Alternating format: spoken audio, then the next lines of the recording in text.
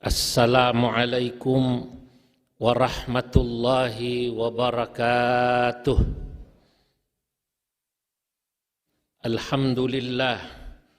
Alhamdulillahilladzi amarna bil ittihad wal i'tisami ala hablillahil matin wa amarna bit tasamuhi wad da'wati ala man yukhalifuna fid din حيث قال في كتابه الكريم ولو شاء ربك لجعل الناس أمة واحدة ولا يزالون مختلفين والصلاة والسلام على سيدنا ومولانا محمد وعلى آله وصحبه أجمعين اللهم ارزقنا المعارف الربانية واللطائف الرحمانية والعلوم اللدنية وبلغنا رتبة الإحسان ووحدة الشهود أما بعد. Yang terhormat Bapak Presiden Republik Indonesia Insinyur Haji Joko Widodo beserta Ibu Hajjah Iriana Joko Widodo, Syaikhi wa Khali yang kami hormati, Bapak Wakil Presiden, Bapak Ki Haji Ma'ruf Amin, beserta Ibu Hajjah Wuri Ma'ruf Amin, yang kami hormati pimpinan dan anggota lembaga negara, yang mulia para duta besar dan perwakilan negara-negara sahabat, yang kami hormati para Menteri Kabinet Indonesia Maju, yang kami hormati para alim ulama, hadirin hadirat yang dimuliakan Allah. Pada kesempatan malam nuzulul Quran yang mulia ini, izinkan kami menyampaikan bagaimana Al-Quran menjelaskan bagaimana semestinya kita hidup rukun dan damai dalam keberagaman. Bapak Presiden dan para hadirin yang dimuliakan Allah, jika kita menelaah Al-Quran secara seksama, maka kita akan sampai pada satu kesimpulan bahwa yang pertama, keberagaman dalam perspektif Al-Quran adalah satu keniscayaan dan sunnatullah. Allah Subhanahu wa taala berfirman, "Walau syaa'a rabbuka laja'alan nasa ummatan wahidah wa la yazaluna mukhtalifin illa man rahima rabbuk walidzalika khalaqahum." Walau syaa rabbuka, andai kata Allah Tuhanmu berkehendak, hai Nabi Muhammad, ya asyrafal khalqi, la ja'alan nasa ummatan wahidah. Mudah bagi Allah menciptakan manusia itu dalam satu umat. Kalau perlu Islam semua, kalau perlu Arab semua, kalau perlu Jawa semua, ormasnya kalau perlu NU semua, atau Muhammadiyah semua, tapi tidak. Wala yazaluna mukhtalifin. Allah ternyata berkehendak menciptakan kalian beragam. Jika kita datang ke Sumatera Barat, di Sumatera Barat mayoritas saudara kita di sana Muhammadiyah. Jika kita ke Jawa Tengah, Jawa Timur mayoritas NU. Saking kuatnya NU di Jawa Timur, gubernurnya NU, bupatinya NU, wali kotanya NU. Kata sebagian kiai bahkan di terminal Bungurasih saking kuatnya NU itu copetnya saja NU, saudara-saudara. Ini. Hadirin yang dimuliakan Allah, inilah kehendak Allah. Kita diciptakan beragam. Yang kedua, manusia juga diciptakan Allah beragam itu katanya untuk saling mengenal. Ya ayyuhalladzina ya ayyuhan nas inna khalaqnakum min dzakari wa untha wa ja'alnakum syu'uban wa qabaila lita'arafu. Dan yang ketiga, Allah Subhanahu wa taala, kalau kita merenungi firman-firmannya, kita pada satu kesimpulan, memang manusia fitrahnya diciptakan berpasangan dan beragam agar hidup rukun dan damai. Karena manusia sejatinya satu sama lain saling membutuhkan. kita yang berbeda agama ternyata saling membutuhkan, apalagi hanya berbeda ormas.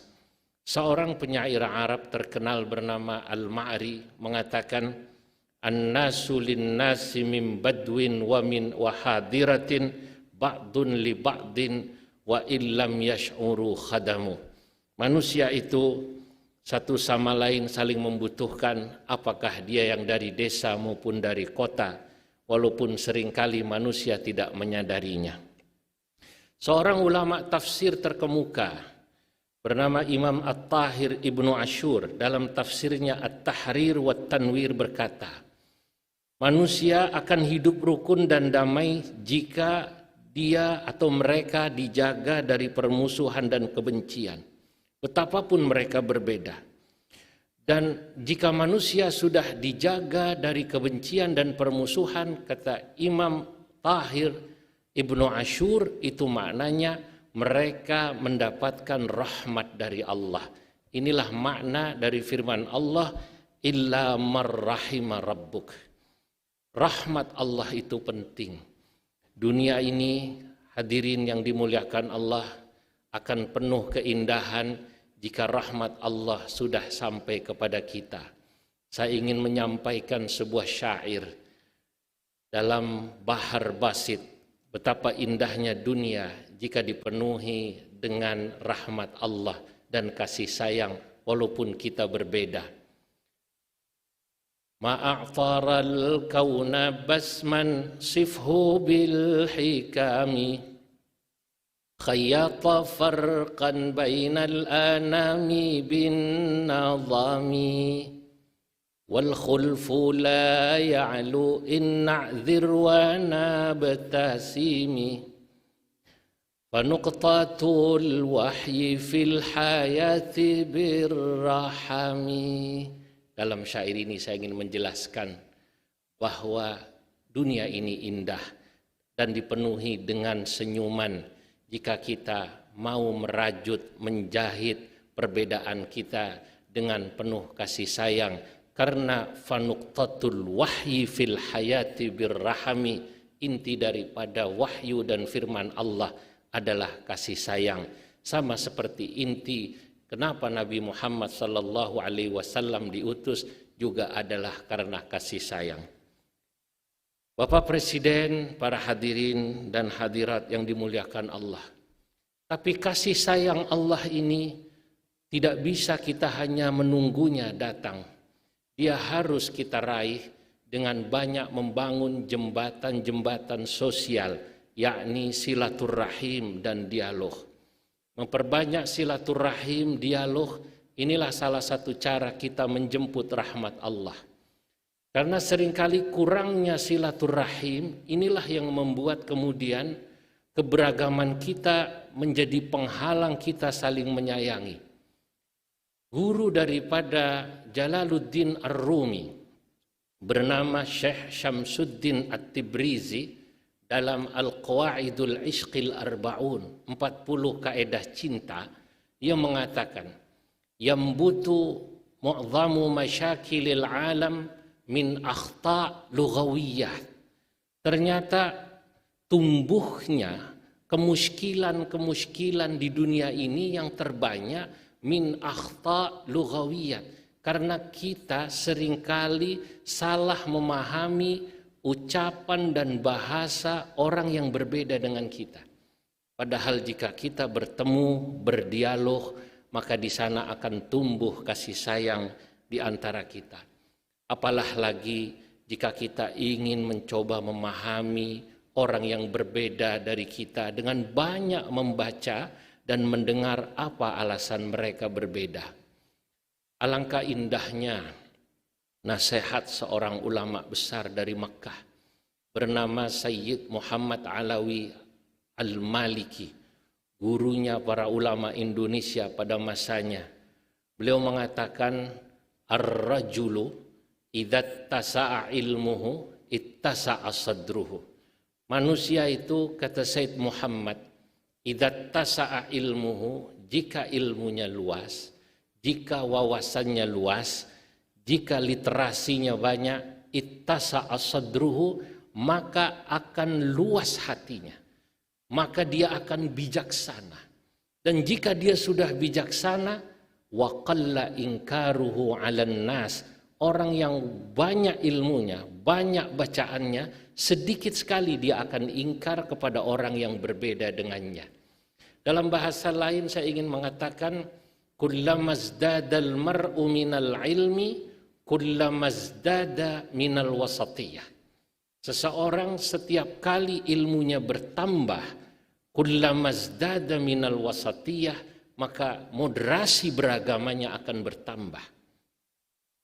Wa kullama fabiqadri naqsihi minal ilmi biqadri bu'dihi 'anil wasatiyah. Sebaliknya, orang semakin sedikit dan kurang ilmunya, maka moderasi beragamanya akan berkurang. Kita harus banyak menyontoh para ulama-ulama kita. Kami yang dibesarkan di pesantren sangat bersyukur mendapatkan ilmu langsung daripada ulama yang ilmunya bahrun bila sahil, laksana laut tanpa tepi.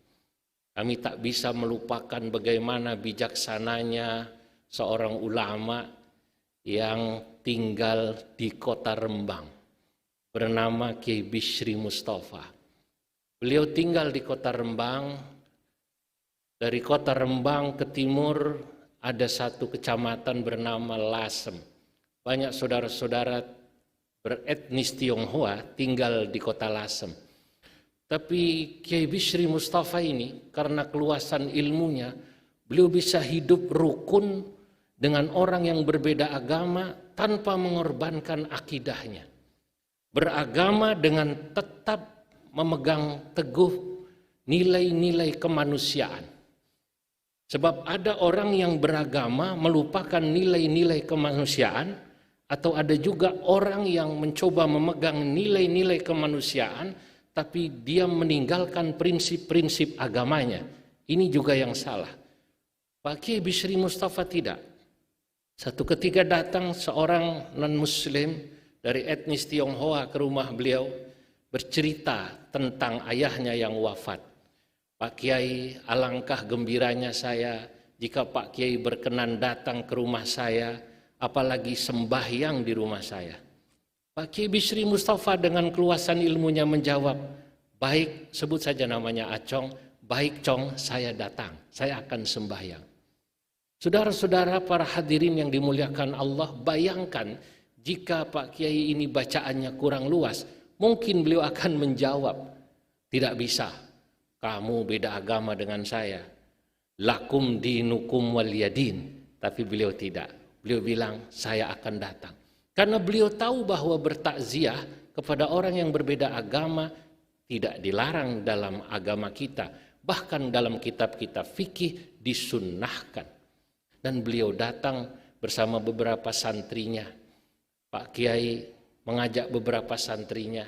Kemudian ketika sampai di tempat saudara yang non-muslim dari keturunan etnis Tionghoa ini, Pak Kiai bertanya, di mana saya boleh sembahyang?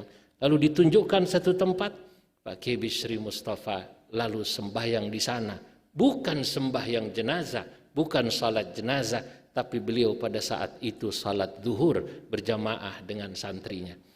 Tapi dengan demikian saja, hadirin yang dimuliakan Allah, saudaranya non-muslim merasa gembira karena mereka merasa dihormati.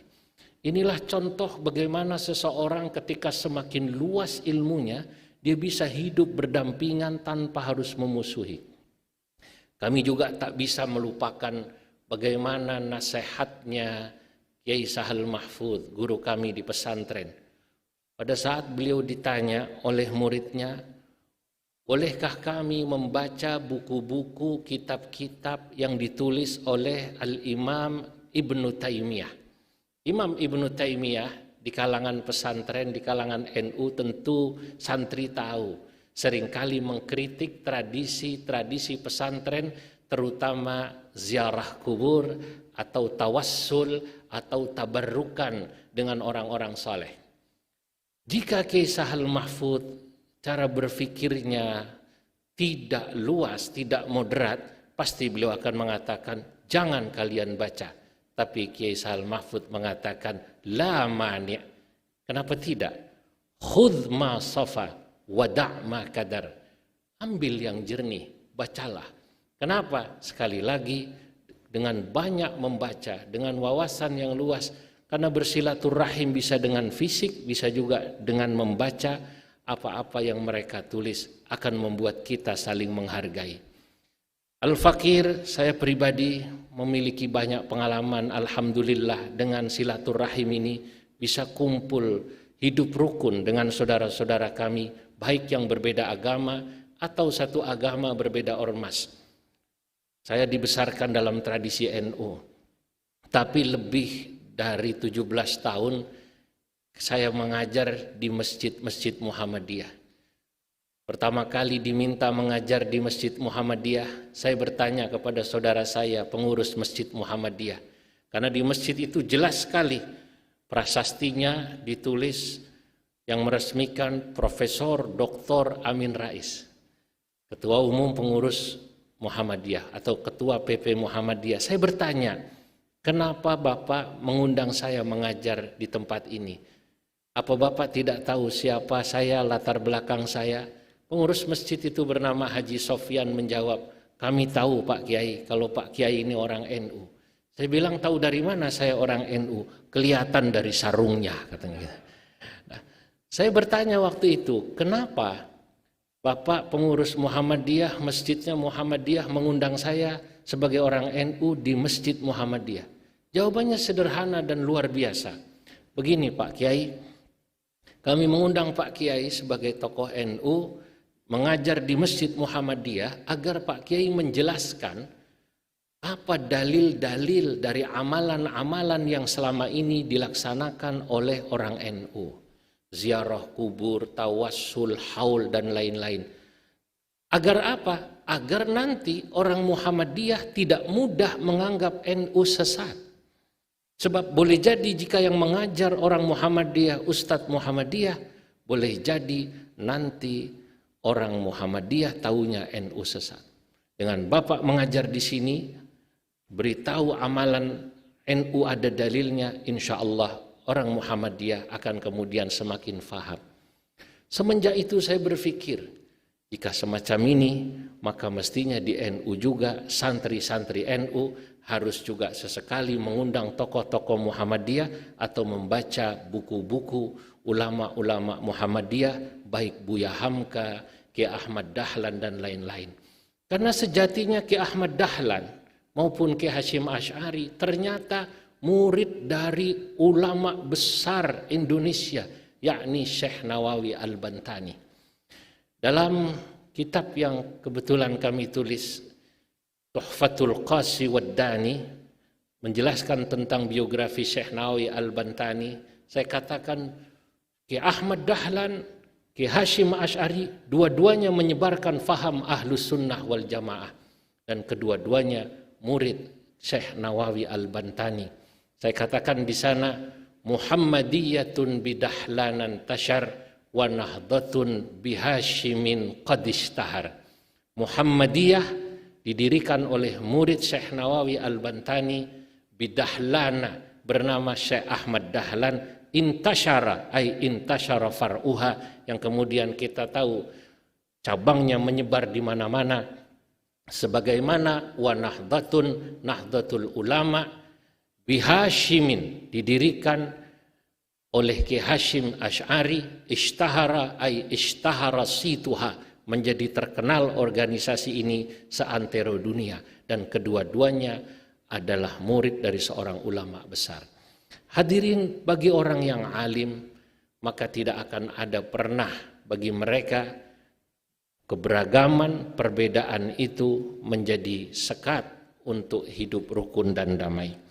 Bapak Presiden dan para hadirin yang dimuliakan Allah, negara ini sekali lagi membutuhkan peradaban yang indah, yakni peradaban yang dibangun atas dasar saling memahami, saling mencintai, dan juga saling menyayangi, bukan atas dasar saling mencurigai dan membenci.